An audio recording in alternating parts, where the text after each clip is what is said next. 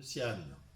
Le CIAN est la Fédération des communes, intercommunalités et départements de la Haute-Savoie, et il s'est donné il y a quelques années pour mission de réaliser un réseau fibre optique de façon à déployer le numérique sur le département, à faire en sorte que toutes les communes, sans exception, soient un jour distribuées par ce service qui est aujourd'hui aussi important qu'il le fut pour l'électricité il y a bientôt un siècle.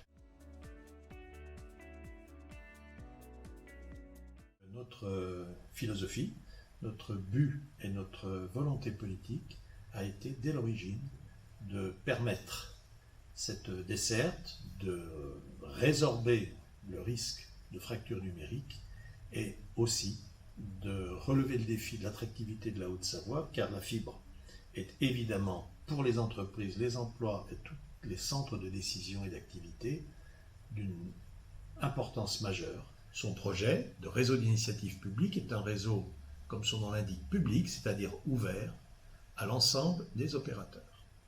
Il consiste à réaliser de la fibre aux entreprises et aux grands services publics et ensuite de déployer la fibre auprès des habitations. Il a prévu de réaliser cela en deux temps, en deux phases. Une première phase entre 2015 et 2020 qui est destinée à mener la fibre dans l'ensemble des communes de Haute-Savoie et à desservir la quasi-totalité du monde économique, le but étant de soutenir nos emplois.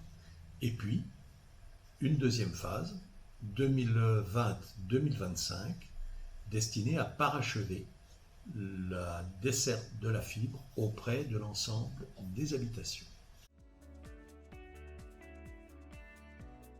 Ce déploiement concerne l'ensemble du territoire haut-savoyard, à l'exception toutefois de secteurs autour de Bonneville et de Chamonix, où les collectivités locales ont décidé de déployer la fibre, et puis à l'exception aussi des centres urbains d'Annecy, Annemasse, Thonon-Écluse, qui sont déployés, pour ce qui concerne la fibre à l'habitant, par l'opérateur Orange.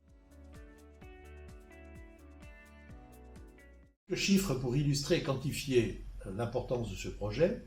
Ce projet, c'est quelques 10 000 km de réseau.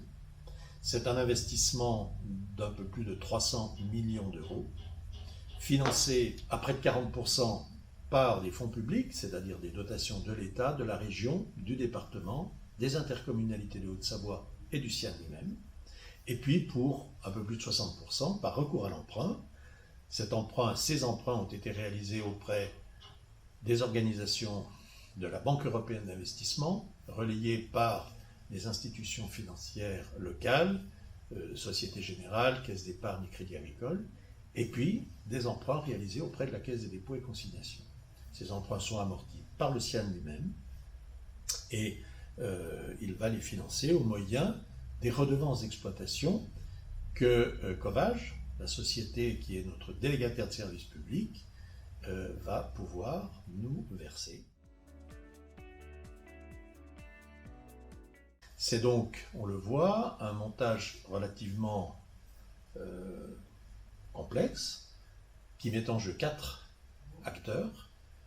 Le premier acteur, c'est le CIAN qui construit le réseau. Le deuxième acteur, c'est la société Covage qui, pour partie, va le construire, mais qui, surtout pour nous, va l'exploiter. Le troisième acteur, ce sont les opérateurs que vous connaissez. Et puis, il y a ensuite vous-même, quatrième acteur, qui êtes les clients, qui êtes soit des agents économiques, des entreprises, soit des représentants de services publics ou privés, soit des citoyennes et citoyens qui éprouvent le besoin de disposer de la fibre à votre domicile. Pour ce qui concerne la fibre aux habitants, qui prévoit un déploiement de quelques 320 000 prises, nous sommes à un peu plus du tiers de la desserte. C'est une desserte dont le déploiement a commencé en 2015 et qui doit se terminer en 2025. C'est dire que sur cette phase, sur les 4 années et demie qui nous restent, la totalité du réseau fibre à l'habitant sera desservie.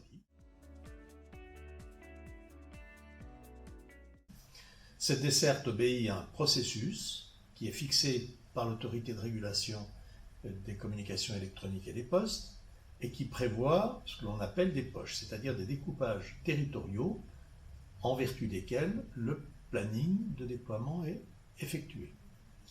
Et la définition de ces poches et de cette procédure, cette priorisation, eh bien, cela est défini par un certain nombre de critères. Il y a tout d'abord un critère de densité qui doit nous conduire à desservir des secteurs relativement denses pour que nous puissions déployer des fibres et équilibrer économiquement notre projet. Ensuite, il y a un critère de solidarité territoriale. Nous devons aller en priorité dans ces poches sur des territoires où il y a une carence de communication numérique. Et puis, il y a un autre critère qui est celui de l'existence ou non d'infrastructures qui facilitent le déploiement du réseau. Vous pouvez constater que dans votre commune, tous les secteurs ne sont pas encore desservis, ils le seront indiscutablement, les financements sont en place, les marchés avec les entreprises sont passés, donc vous aurez la fibre. Si vous souhaitez en savoir plus, vous pouvez bien sûr consulter la carte interactive du CIAN sur notre site et vous aurez ainsi une idée la plus précise possible du planning de déploiement de ce réseau.